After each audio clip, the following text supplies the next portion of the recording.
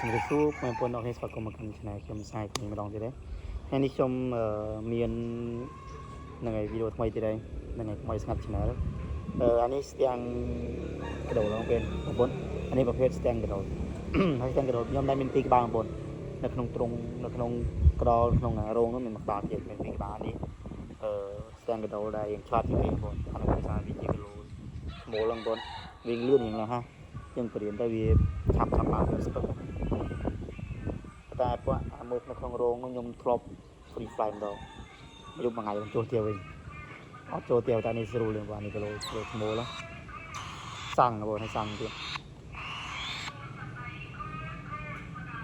ចំណីរបស់វា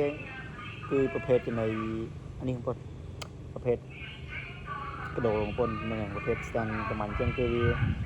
ទៅស៊ីទៅកដោគឺជាអាហារនិយាយទៅអាហារធម្មពលរបស់វាជាអាហារវាចូលចិត្តតែបើយើងអត់មានកដោទេអាចដូចជាកូនមាន់ព្រោះណាកូនមាន់ដែលគេនិយាយទៅ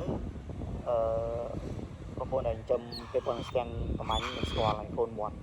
កដោតែលក់យ៉ាងម៉េចហ្នឹងគេលក់ជាគីឡូ1គីឡូ10000ជាងខ្ញុំទិញឲ្យវា2គីឡូទុកឲ្យវាស៊ីបងប្អូនតែថ្ងៃនេះអត់មានកដោទេថ្ងៃនេះគឺចាបបងប្អូនកូនចាបក្រួចណាក្រួចអ្នកភូមិគាត់ទៅតាកបានទៅសុំចែកគាត់បាន2ក្បាលទុកធ្វើចំណីឲ្យវាបងប្អូនចំពីពិតទៅពិតជាមានប្រយោជន៍ទេគាត់ថាខ្ញុំដើម្បីលេងបងប្អូនតនេទៅអត់សុខក៏យកវាមកលេងចឹងបងប្អូនយកវា free fire លេងបងប្អូនស្អាត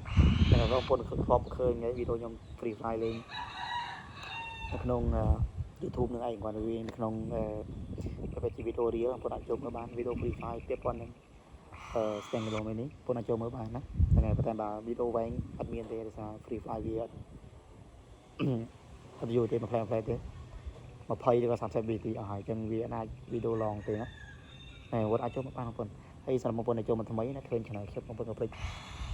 Subscribe ដល់ខ្ញុំឲ្យបងប្អូនដើម្បីទទួលបានវីដេអូថ្មីដូចជាការលើកទឹកចិត្តខ្ញុំក្នុងការថតវីដេអូបន្ថែមទៀតហ្នឹងឯងបងប្អូនមានច្រើនអរគុណច្រើនបងប្អូន